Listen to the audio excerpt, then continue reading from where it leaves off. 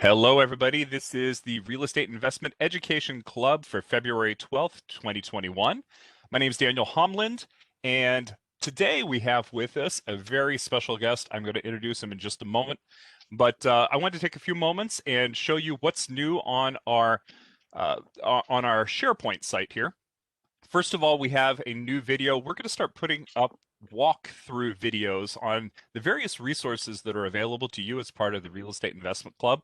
And there's quite a few of them. And I know that I need to get the word out about the things that are offered more because some of them are used a lot and some of them aren't. First of all, we've got a video here on how to subscribe and unsubscribe to meeting notifications. The next thing I want to show you is that we've spent a little bit of time here refining at the leadership team level exactly how we operate. And so what we've done at the leadership level, and actually Meghna here is new on the leadership page. I want to welcome her. She is our event logistics coordinator. What we've done for each of the people that are here, and there's currently 6 people on the leadership team, is that we've all taken up different roles. And we're in the process of documenting all the different roles that it takes in order to make this club work. Some of those roles are things like I do. I reach out to guests and invite them on and screen them, usually because I've heard them speak previously. But then we also have Rohan, who's our social media coordinator. He's posting up on Yammer when we have new events. Clinton is helping us with finding speakers in the single family home area. He's going to be taking that over. Claire here is our liaison to HR. She makes sure that every person that is speaking here at the club is approved by HR. Oyen is doing a lot of our meeting archival processes. So she's taking notes on this particular meeting. She's handling the video recordings. And by the way, if you want to see the video recordings, there's 2 ways to do that.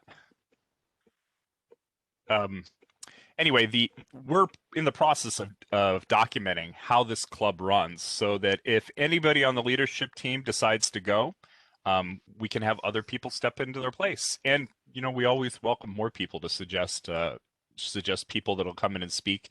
I've had a couple of people suggest realtors that they like to hear from, and we almost always bring in suggestions from, you know, our Intel people. So feel free to do that. Suggest new topics, suggest new speakers. Secondly here, video recordings. So we have our video portal page, which has links to all of our guest speakers here. It's usually sorting it by most recent. It's the best way to go through it.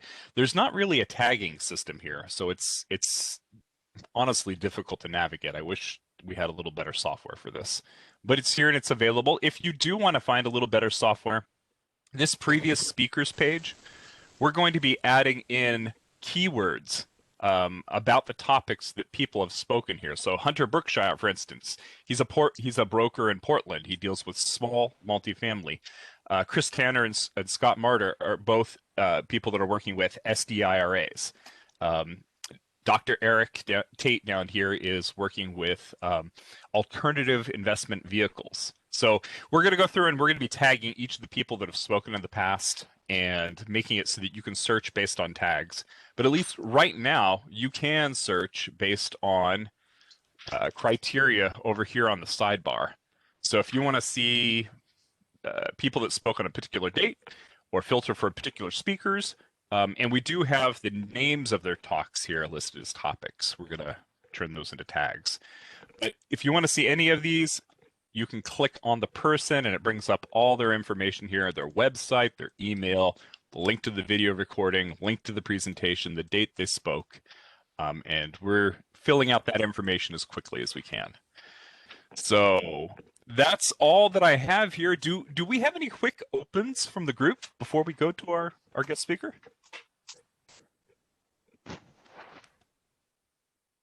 I'm not on mute, am I? No, you're good. Okay. It's like, yeah, no one could hear you for the last 5 minutes. All right. Well, if there are no opens, we'll go to Caleb. Caleb, welcome to the group. Well, it is my pleasure to be here. You guys will. There's usually. Am I gone? Am I ready to go? You know, I just realized I had muted everybody, so it might be that people are trying to figure out how to unmute themselves. Wait, just 10 more seconds here if All right. somebody wants to speak up. Everything's good on. Hey, there's Clinton. Yeah. All right, we'll go on. Caleb, the floor is yours. All right. Well, I first of all want to say some of the questions. I want to get this out in the open. This presentation will be made possible by Intel Touchscreen Yoga. That's about all I know as it relates to technology, but definitely appreciate your guys' company. And I also want to say this, Daniel, when we met in Dallas, like unbelievable. I have a ton of respect for what you're doing, and it's a true honor to be here. One of the things that I usually get out of the way right away is people are like, I'm not sure you are old enough to tell me anything new about money. So I'm not 15. I'm actually 24, which is still young. But I got my start in the money space very young. I ended up working at a bank when I was 17 years old, became one of the youngest people at the age of 19 to take over a bank's investment department in central Wisconsin, and definitely made it my mission to learn everything I could know about money, because really what you're going to see in the beginning of this whole presentation is money, as most of you guys know, money has less to do with the tactic and more to do with the heart. And what I realized is that majority of people right now are unable to live powerfully, are unable to live the life that they want because of money, because of their lack of understanding that money is a tool. And so I think people pitied me at first. They were like, man, we should probably help this kid. And so I just learned a ton about taxes, about real estate. I'm going to be talking about my book, which ironically is about overfunding life insurance, which is a very misunderstood topic. And I'm just going to talk to you about some of the things that I've learned. And we work a lot with real estate investors. There's actually previous speakers that are clients of ours. And it's really humbling to be in this place. And I, at another time, can learn a lot more about technology. And so would love to get your feedback. I also would love to take questions at the end. And so if you have questions, you can feel free to interrupt me. You can also feel free to write that down, and we'll do our best to answer any questions. Daniel, is there anything else you want to say before I jump in? Yeah, two things actually. First of all, I wanted to let you know you don't need to monitor the chat. I'll do that for you. And if somebody has a question and it seems to fit into where you're talking, I'll try to gently interrupt. Either that, or we could hold all the questions to the end. Interrupt me. I want this to be as valuable as possible. All right. All right. And then the next thing that I want to do is just make sure that we put out the disclaimer that the Real Estate Club is run by an employee resource organization and is not officially sanctioned or endorsed by Intel Corporate. All right. So nothing I say, trust. All right. So here's what I'm gonna do. I'm gonna share my screen, and you guys can see my screen, I'm assuming. Okay. I'm assuming you guys can see. Yes, okay. we can. So when it comes to money, there's a lot of strategies, tactics, and all this, but really I feel like a lot of times we miss the simplicity of money. And so number one, cash flow is king. Cash flow makes the world go round. Majority of financial advisors out there are not addressing the actual issue. Is cash flow is money coming in. I believe the greatest asset investment you can invest in is in yourself, in your mind. And really, if we want to get philosophical, you are the number one derivative that makes everything else in your life possible. Okay, so one of the first things that we look at is, all right, if the world revolves around cash flow, why aren't we measuring financial success around cash flow? Now, I know that this club is very interested in real estate. If I see a lot of your past speakers, you guys already get this, because alternatives real estate is a phenomenal place, great cash flow. And so one of the first things is when we sit down and work with people is start looking at cash flow, and we monitor two things. When cash flow comes into someone's life, it's either gone, or a word could be consumed, or spent, or money is saved and controlled. And what's interesting is a common question that most people can't answer is, how much money do you need to be saving? What kind of rate of return do you need to be making? How much cash flow do you need to be like? There's so many variables, and a lot of people will say, well, the richest man in Babylon said 10% and all these things. And it's really neat because as a math person, you can actually measure every financial decision with math. And so just so we're all on the same page, there's really, I can break money and the philosophy of money down into three concepts.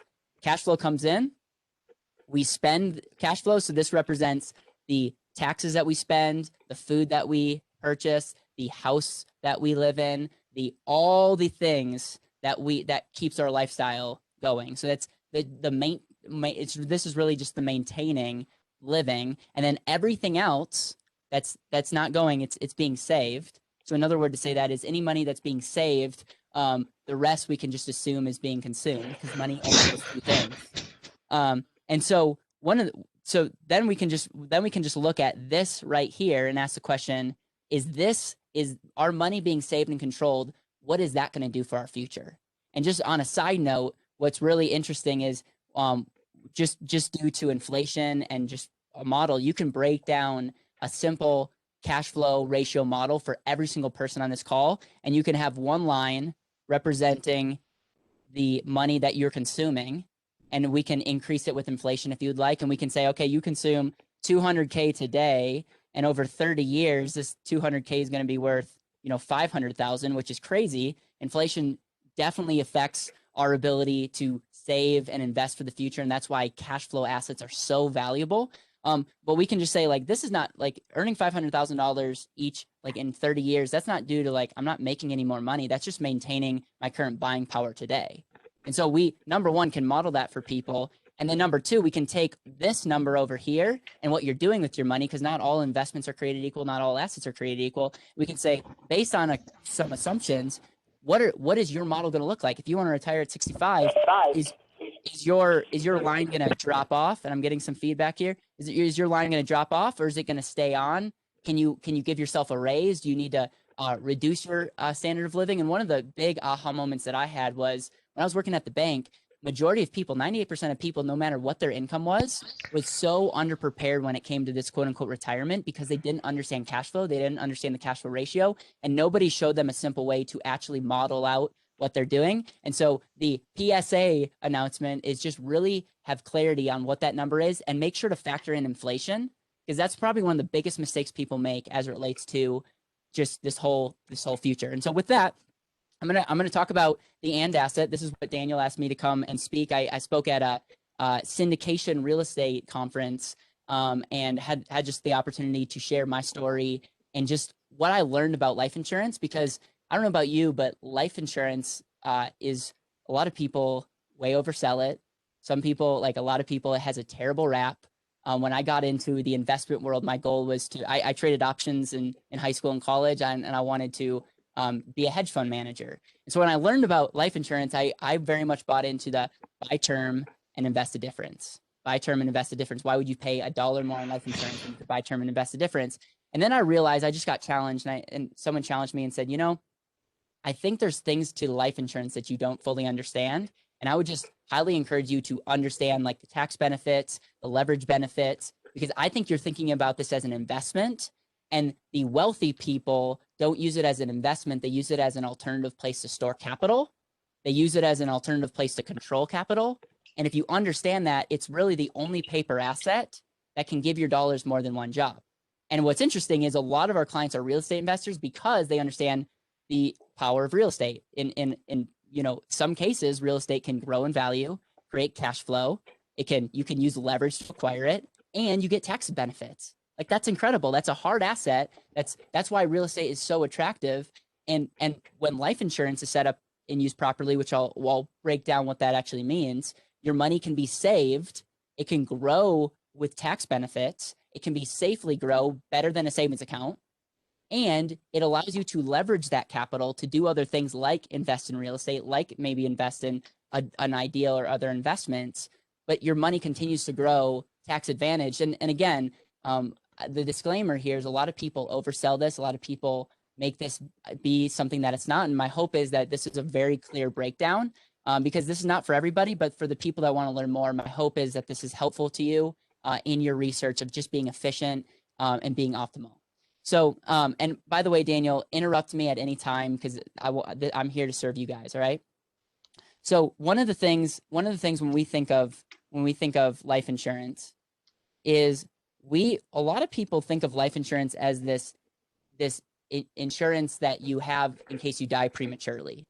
And we would call this term insurance. And it's something that it's like, hey, the whole philosophy is while I'm working, I want to have something in place in case I end up dying prematurely. I don't want to burden people with my debt and other things. And as we talk about this, I really want you to put that on the side because term insurance is amazing. I recommend everyone be insured, but this is not addressing the how much do you love your family, the you need term insurance. Like, I'm not even addressing that. I'm merely talking about life insurance because life insurance under the tax code and under the tax law has some of the greatest tax benefits, but we need to totally change the way that we view it because we are going to reverse engineer the contract tax benefits and actually try to get the least amount of insurance possible.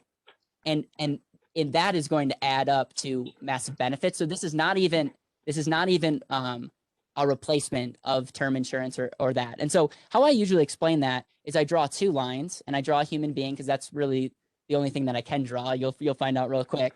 And let's just say, Daniel, you have $1 million of life insurance, a life insurance death benefit that you want to get, which pretty much means this is a contract. And if something happens to you, the insurance company is on the hook to pay this $1 million to your beneficiaries, to your family or your foundation or whatever. And there's a minimum that you can pay for that, and there's a maximum that you can pay for that exact coverage. Now, the minimum, the insurance companies determine, right? Because there's this unilateral contract that they're on the hook for $1 million bucks, and so you can shop the markets and say who's willing to take my age. This is my health rating. Who's willing to underwrite me? And at the end of the day, it's a commodity, and we want to get the cheapest price possible.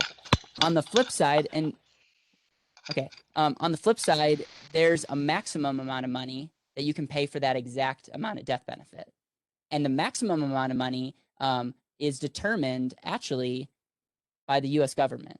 So if I was doing this presentation before 1980, which I wasn't alive, FYI, there wasn't this case because the U.S. government didn't really even monitor how much money you can put in per death benefit.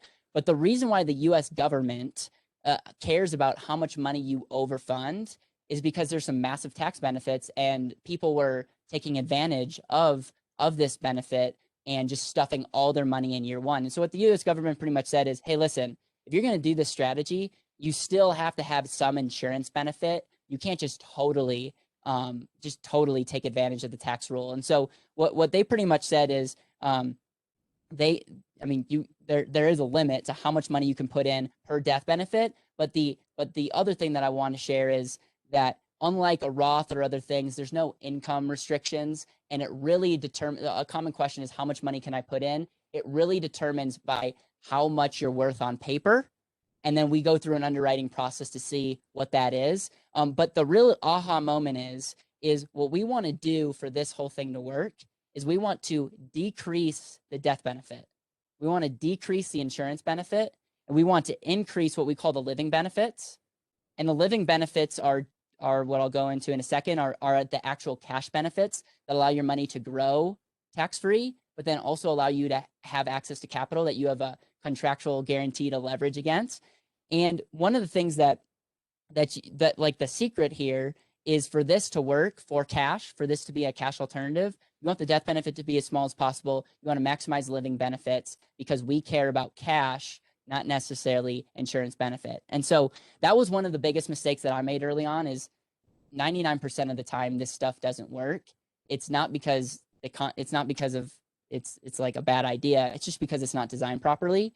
And there's a lack of incentive to teach this, because when you design a policy that maximizes cash, it just minimizes all the other benefits that the financial advisor or the insurance advisor gets. And so there's this kind of unspoken rule that there's just not a lot of people that talk about this because majority of people don't have the business model to be able to do volume. And so that's just the disclaimer of just really knowing that it's set up properly.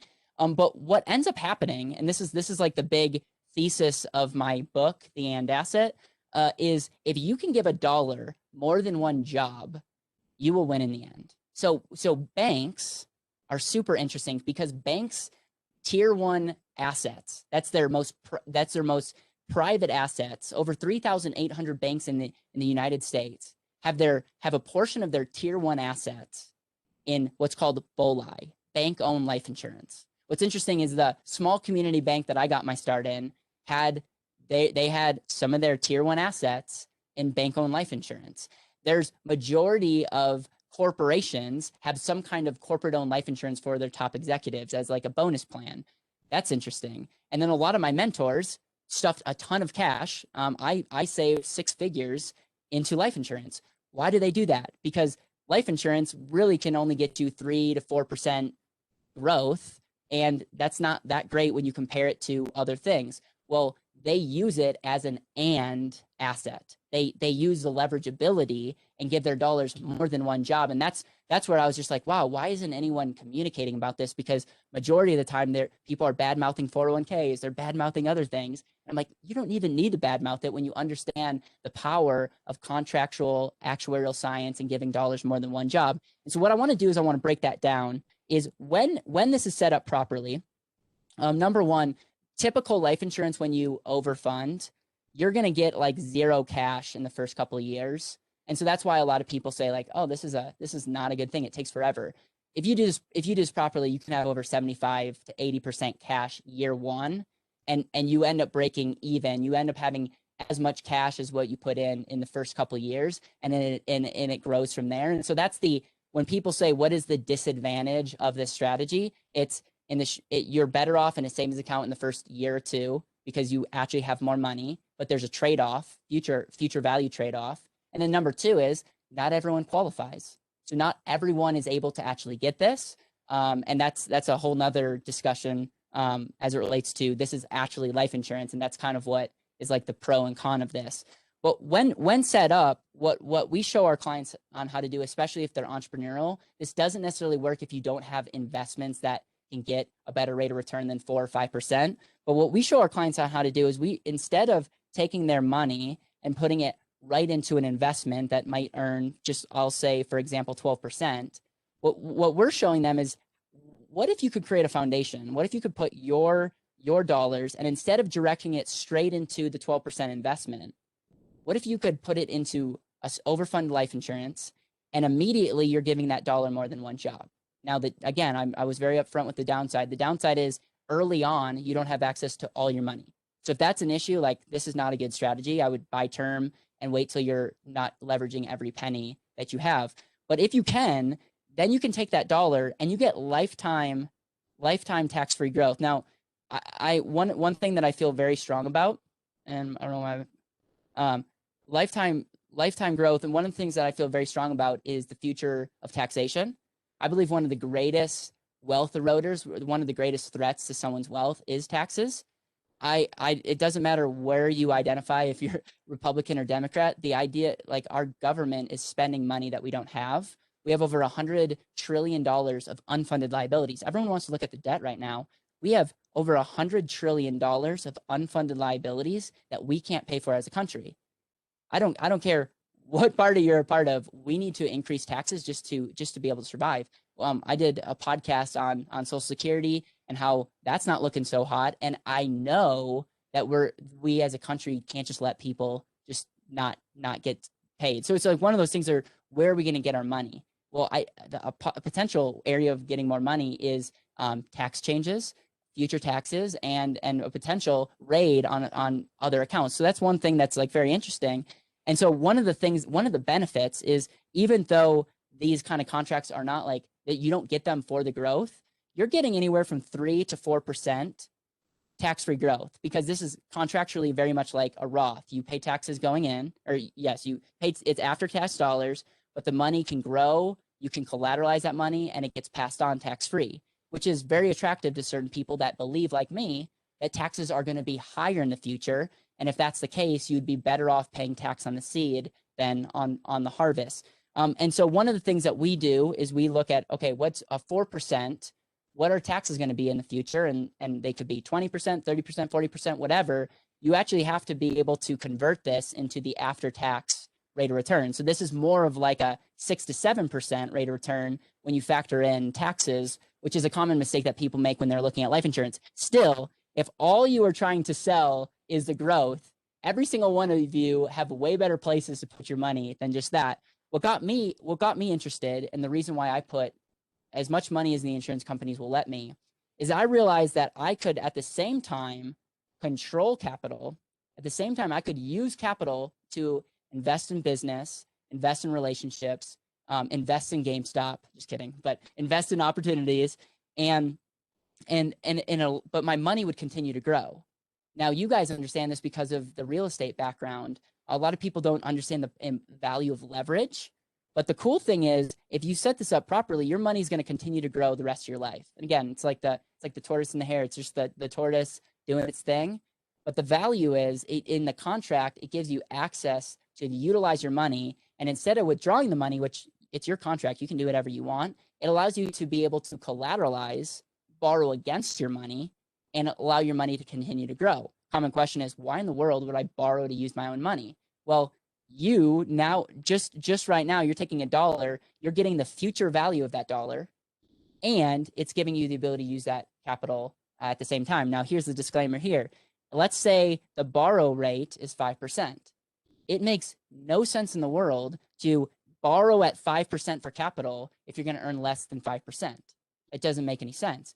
But if you can borrow at 5% while your money's continuing to grow, and you can earn 12%, that's not just a spread of 7%, but that's 140% on your money. And the reason is you're not using your money, you're using someone else's money. And again, leverage is a powerful thing. One of the things is a lot of times, like, this is creating leverage, not unsafely, because you can't collateralize any money that you don't have, but it allows you to take $1, get the future value of that dollar tax advantaged, but also be able to hopefully multiply that in other activities. And so that is just one of the things when I realized, like, okay, that is fascinating. It was a game changer. Now, there's a lot of people out there that write books, that speak, that say, hey, you can get wealthy by taking loans and going on vacation or paying off debt and all these things. And I guess if you have credit card debt and you borrow at 5 to pay off 20% credit card debt, I guess that would be efficient, but I would just take personal cash and knock it out of the way if that was the case. But it truly is amazing if you can take $1, buy an asset that's producing more cash flow or growth, and then also have your money continue to grow. But then one of the things that I did, I actually moved out to Denver in the process of working with retirement income specialists. And I don't know if you guys have heard of like the 4% rule or Dr. Wade Pfau. I've had Dr. Wade Pfau on my podcast, and he talks about the retirement distribution disaster. And I'll just say this, there's nothing against your 401k. There's nothing against the typical way of investing. But I will say that there are some big problems, not around the growth, but around the actual thinking with the end in mind, retirement income strategy. And there's some people, if you go to Vanguard Nest Egg Calculator, you can actually like run simulations on portfolios. And part of the reason why you probably are all attracted to here is you probably know that, $1 million in the future maybe will produce 40K the typical way, increasing for inflation. And that's what Dr. Wade Pfau is saying, is that is aggressive right now with where the market's at, where interest rates are at. And he's just sounding the alarm and saying, you know what, this is not a popular thing. He's not into working with people's money. He's just a researcher. And he's like, you know what, I think it's more like 3% if you're going to do the typical portfolio route. The reason him and I got connected is he was saying, what are ways that we can actually increase the income? And he was looking at things like utilizing reverse mortgages, utilizing volatility buffers like life insurance. He was looking into annuities for people that don't have other assets like real estate and other things. They might be more effective for income. And so we talked because he was talking about, he doesn't even care about these two benefits of control and growth. He loves life insurance because he believes if you have retirement assets or if you have pensions, that having a permanent safe asset that has a permanent death benefit, what he would say is unlocks other assets in your life and helps you create more cash flow. And so what he's encouraging people to do is, instead of looking at the gross number, start looking at the actual cash flow, going back to how I opened this, going back to the actual cash flow and asking the question, how do we maximize that? Because that's why we're saving for the future anyways. Now, as we relate to, assets, real estate, or other things, these also give us opportunities to unlock those as well. And so I could have a whole seminar, and I'm not going to invite myself back, but I could have a whole seminar on just looking at retirement and how to increase the 3% rule or the 4% rule to more like 6 or 7 using the typical way. And we all know that there's even better ways out there if we can think outside the box. That's one thing I just want to go into. So going back to the and asset, you take $1, you get that $1 lifetime growth, give that $1 the ability to control it. It's not free money, but it gives you the ability to use what I call controlled compounding or a leverage. And literally, it's a paper asset that can take $1 and do more than one thing, especially if you can be, if you can invest it well. But then you also look at retirement and how it unlocks. The other thing that I want to say is, I told you I didn't care about the death benefit, and I really, as far as this conversation goes, it's not the reason why people do this. But I have over $8 million of life insurance. I'm not doing it for the life insurance, but no matter what happens to me today, I have a permanent asset that's growing, that's going to get passed on to my private family foundation and the people that I love. And it's one of those things that, again, it's one of the side benefits that I think is very valuable. And the death benefit also unlocks other assets. And that there's a lot of people that really hate permanent life insurance, but they don't understand the value of the actual permanent death benefit in retirement and how that could even be an asset. You could almost do a reverse mortgage on that in the future if things got rough. And the other two things that I just want to point across, and then we can go into Q&A, is we have a savings crisis on our hands. Our tool that we talk about that can model out where people are at. It's unpopular for me to say this, but majority of people are not saving they're not even close. They're not even close to where they need to be on looking at how much money they're consuming versus what they're saving and what their money's actually doing. There's a difference between an investment rate of return and an investor rate of return. Everyone wants to get that sexy investment, but at the end of the day, what are you as an investor earning? And one of the unpopular things to say is we just need to save more as a country. We need to save a lot more. And a lot of times this is 25, 30% for some that have especially got started later. And one of the things that we specialize in is like, if you can save more money if you're not saying goodbye till retirement on it. And so one of the things that you just, regardless of where you are, is just really know how much money you should be saving based on the kind of assumptions you're making, what you can earn. And our clients are usually on average trying to save twice as much, mainly because we're the ones that are showing them like, this is what's going to happen. But then the other thing is, if you have control, what is the value of controlling capital? The other thing that I think is undervalued is putting your money somewhere where you are your greatest asset. I have a lot of conversations with entrepreneurs, and I'm always shocked that, and I find investors as entrepreneurs because maybe instead of investing in your business, you're investing in other businesses, but it's kind of the same idea. And I'm always shocked that a lot of entrepreneurs, one of their greatest financial needs is capital. One of their greatest like they have so many ideas. If you actually look at what they're earning, their revenue that they're bringing in, like from their income, it's like huge. And yet they're like putting their money in accounts that they don't have control over. And then they're like, if they only had capital, and I'm just like, what is the value of just having your money in a savings account and just investing it? They're like, oh, I've never thought of that. And I just see the and asset as something that over time enhances that.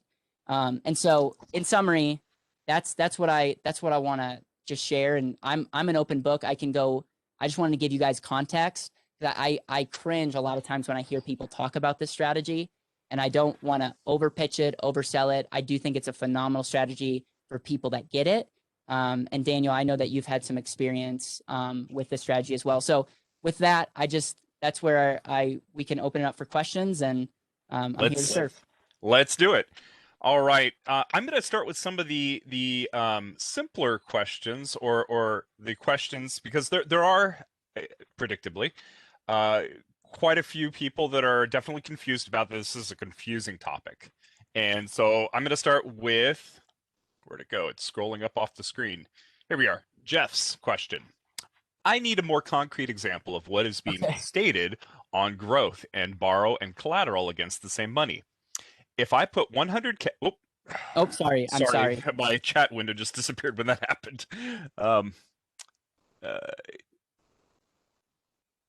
Okay, bringing it back. If I put 100K into insurance, I can take the whole 100K as collateral, 5K because of 5%, and still have the full 100K or 95K continue to grow. So the question is about how much is your cash still in the life insurance? How much can you take out while it grows? Yep. Okay. Amazing. So I'm gonna break this down more concrete. So we're gonna have scenario 1. Oh, my pen's not fully working. Scenario 2. Okay. So scenario 1 is you put 100K into savings, and let's say this is 0%. Just say, and then you invest that money. It's just the savings is a place to just funnel cash into an investment. And let's say this is earning 12%. Okay. So scenario number 1 is the benefit is you put 100K into savings, you have 100K, you invest it, you earn 12%. Scenario number 2 is you put 100K, and this is a little bit more. You definitely want to work with someone that understands how these things are designed. I'm just gonna super simplify it. Put 100K, and you only have 90K early on in your and asset, or I'll just put life insurance. I'm gonna put overfunded life insurance right here. So disadvantage number 1 is this: you have less money. Okay, but instead of taking this money out, you can collateralize it. You can borrow against it, and just we work with third-party banks, so we're getting lending for less than 4%. But I just want to again, I want to just say you're not working with someone that can help you with these kind of things. Let's say it's 5%. Okay, so your money over here, your money here. What I would show someone is the long-term value that your money will grow tax-free. So let's say this is a growth rate at 4%, and you're borrowing at 5% to invest in that 12% investment. Face value, Daniel, this doesn't make any sense, because why in the world would you earn 4 to pay 5? You'd be better off just using savings. But what's hard to measure is all the other benefits that this has. This has a death benefit. This has a tax-free benefit, which actually increases this 4% to a higher, depending on what your belief is in future taxes. It also has a retirement benefit that sometimes can double your cash flow. So it's always tough. But what the difference is, this person here is getting this investment, and they have the benefits and all this stuff.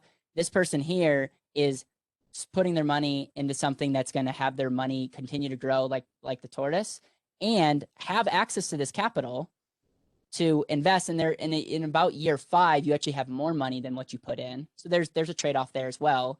But really the difference is you're funneling your money through 0%. So it's really creating that foundation and still giving you the control. And on my website, I have a free breakdown where it's 8 videos, and it's the betterwealth.com/university. I break this down each element, because this is really a 5-hour set. This is like a 5-hour workshop that I'm spent 15 minutes or so explaining, or 20 minutes. So I don't know if that makes any sense. But there is benefits of doing part 2 if you see longer than just this year. If you just look in the next 5 years, person number 1 will have a better scenario. Every year after that, you can look at just getting your money to do more than one thing. There's so many other benefits than just the growth rate. All right, our questions are starting to explode here, so I'm going to cherry pick a little and continue reading through them. Sean is asking, how have your strategies fared in a bear market like 2008? Investing on leverage multiples has a downside risk, right? Yep. So the pro is you get to leverage your savings. You don't get to leverage money that you don't have. So it's the same thing. You could say putting your money in a savings account and then taking that money out. You are actually, I'm going to nerd out here. Every time we pay cash for something, we're leveraging our money, because you're disrespecting what that money could actually earn you. So again, if you spend $100,000 on anything, what we really need to do is, what would that $100,000 do at 5% or 2% or 3%? It's it would grow to $300,000-$400,000 over your lifetime. So this is not necessarily leveraging money that you don't have. I would say long-term, it's a more efficient way to use capital because we're not factoring in, anytime we use cash, we need to factor in the actual cost of using cash. And we don't do that.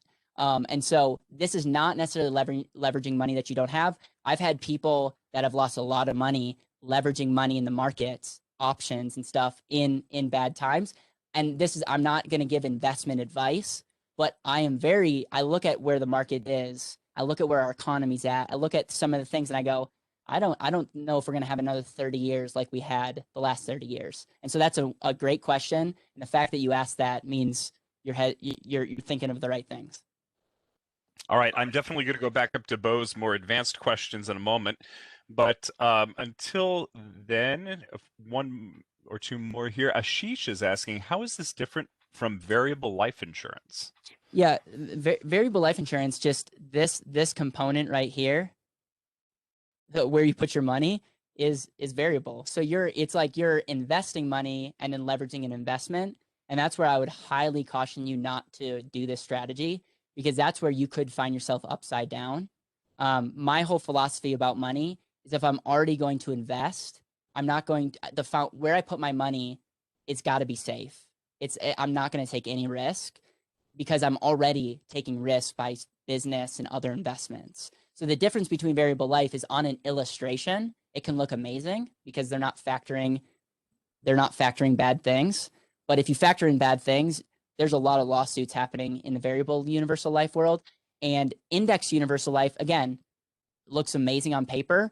And if you're just looking for a tax-free, quote unquote, investment, you could put that up there and say that could have a lot of benefits. But if you're someone that's already into alternatives, make sure that this asset is not going to be variable. Make sure that's rock solid. And that's why I overfund whole life, but you got to do it the right way. And you got to do it where you're minimizing the death benefit, or it just takes forever to make sense. All right. You might want to look at Jeff's question. I'll get to it in just a second. Here's a quick one to answer. In scenario 2, 100K becomes 90K. Is that due to fees? That's due to that's a great question. That's not due to fees, but if we want to be technical, that's actually due to the permanent death benefit. And how whole life works is it's front loaded majority up front. And then at age 100 or 121, the death benefit and cash value, if you do it right, like will grow to a large number.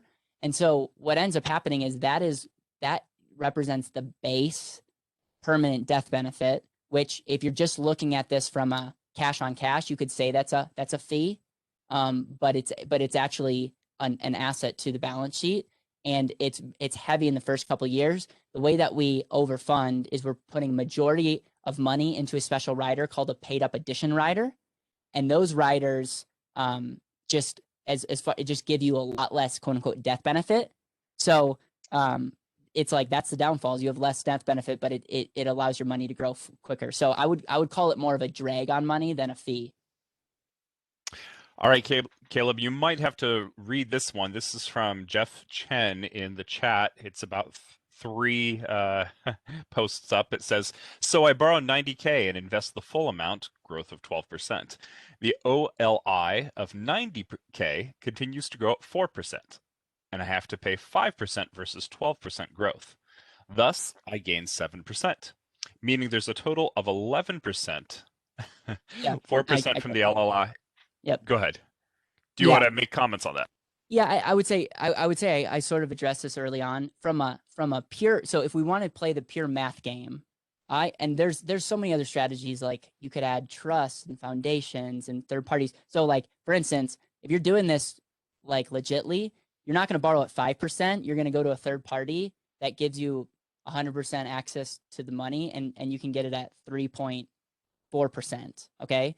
And you get checkbook access to your money. And so if we just solely want to play the point-to-point game, 100% right, 100% right. The thing that's tough and I have hours on my YouTube channel and podcast. The thing that's so difficult is this 4%. We're comparing it to an average 4%, but this is a tax-free 4%. So if taxes get to a place where it's 50%, which I know now it's like it's not a thing, but just wait 20 years. I think 50% might be conservative. This becomes an actual benefit of 8% kind of deal. And then when you add in all the other things, that's a factor. But then the other factor is, why do we invest to begin with? We invest for cash flow.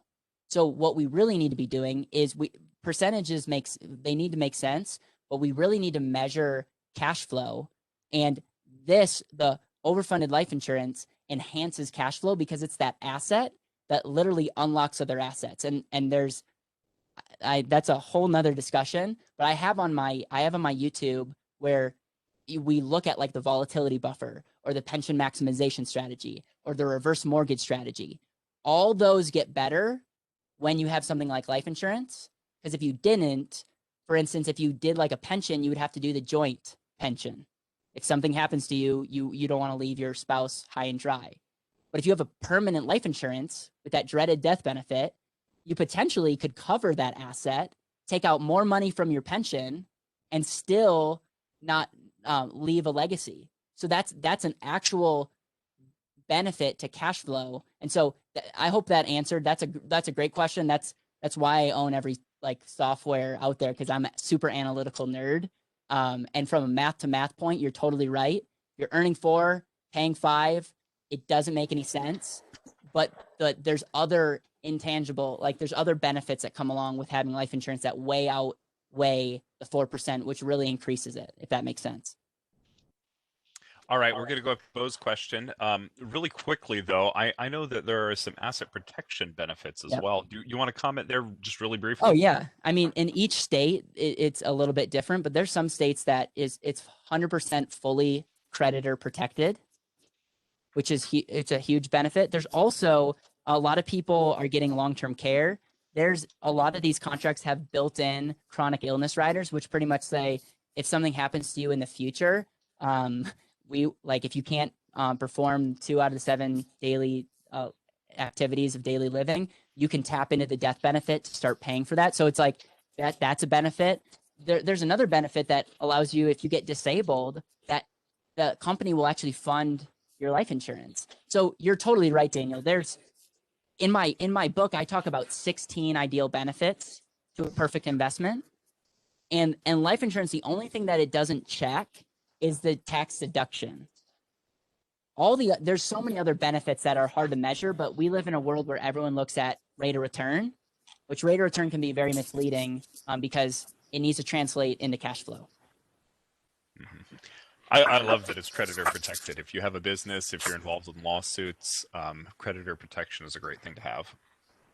All right, Bo's question, we'll get to it here. A couple of advanced questions. For cash value policy that I desire to front load to avoid MEC, a term life insurance policy, must be added and reduces the return/benefit. What is the optimal calculation to determine the point of diminishing returns and decide to cap the front loading? Second question, direct recognition or non-direct recognition? Oh, we're going to be friends, my friend. I like the question. So here's the deal. Front loading a policy is a must if you're going to do real estate stuff. And really the trade-off is how much term rider do we want? This is an advanced question. So a MEC, if you MEC a policy, it becomes taxable. And so a lot of gurus out there saying, don't MEC a policy. Well, there's some cases that you may want to MEC. And I could show you the difference between a MEC and a non-MEC. And there's arguments to be made that a MEC might make sense, especially if you collateralize with a third party. But what we're finding is a lot of these companies give a 10-to-1 ratio to base. And so we'll have people that will front load with like 200K and their base premium next year is like pretty low. So it's one of those things where it all depends on, number one, how much you can get qualified for. And the disadvantage of putting a big term rider on is it limits your ability to go back and get more life insurance at another time. But that is really an individual question. There's not necessarily a breakdown of a ratio because everyone's in a different place. But like Mass Mutual will do a 1-to-12 ratio. And that's something that we look at. But again, sometimes adding the term rider makes it not a good idea. What was the other question?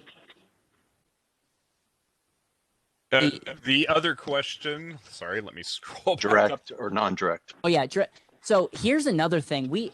My company is I represent majority of companies that do this. You want it to be a mutual company, and the direct and non-direct is actually a debate with third-party lenders. Direct companies are actually not as unattractive as they once were. What we're actually talking about here is how the companies recognize loans. So a direct company recognizes that you're taking a loan and affects the dividend, either increases it or decreases it. And a non-direct company says, I'm not directly looking at your loan and I'm going to pay you the exact dividend. Historically, non-direct recognition companies were where you want to go. And if I had to choose, I would choose a non-direct recognition company.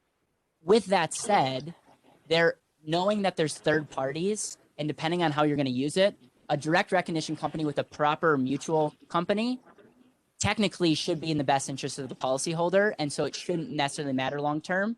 But if I were you and where my money's at is non-direct recognition. All right, Caleb, can you write your contact information up there so everyone can see it? Yes. And then I like Ashish's question here. We'll give this to you right after you're done writing your contact information up. But his question is, how does your company get paid? So my company gets paid in two ways. If people just want to set up, so if you set up a life insurance contract, you actually need to work with someone licensed. And so by doing this, we have clients in all 50 states. We actually, all my team member are on salaries, because that was one of the things that people don't appreciate, working with someone that's getting paid on commission. But our company gets paid when we set up these contracts for people. The other way that we get paid is some people want to actually work with us more holistically, get their money modeled, actually have coaching and have someone that they can work with. And we also get paid in addition to that if that's a service that someone wants. If I can be of assistance in any way, Better Wealth is our website. I have a Better Wealth podcast and the Better Wealth YouTube channel. And we have a lot of resources, including my book on my website. And then if you have any personal questions, you can email me at caleb@betterwealth.com. And Daniel, it's such an honor to be here, and I really appreciate the work that you guys are doing as a company. I got to use an Intel software today, so thank you. Well, thank you, Caleb, for being here, and thank you to everybody who's asking questions. If you have more questions for Caleb, definitely reach out to him. This was a hard topic for me to wrap my head around. And Caleb, I did buy your book and I read it and I loved it. So thank you. I did drop the link to it in the chat if people are looking for it. Amazing. And thank you for being here. Yeah, my pleasure. And yes, I would encourage you to do more research. And if there's anything that I can do to serve or answer questions, I'm here. And Daniel, thank you so much for inviting me. It was a true honor. All right, we'll close the meeting. Caleb, do you mind if I give you a quick 5-minute call? Absolutely. All right. Cheers. All right. Have a great weekend, everyone. Daniel, do you Yeah. have my cell phone number? Maybe I don't. Can you email Hold it to on. me? Let me Or you can put it yeah. here if you want everyone to have it. Well, I'll give it to you. All right. Okay, you can. So shoot me a call. And this is a 9, by the way. So, okay. All right, man.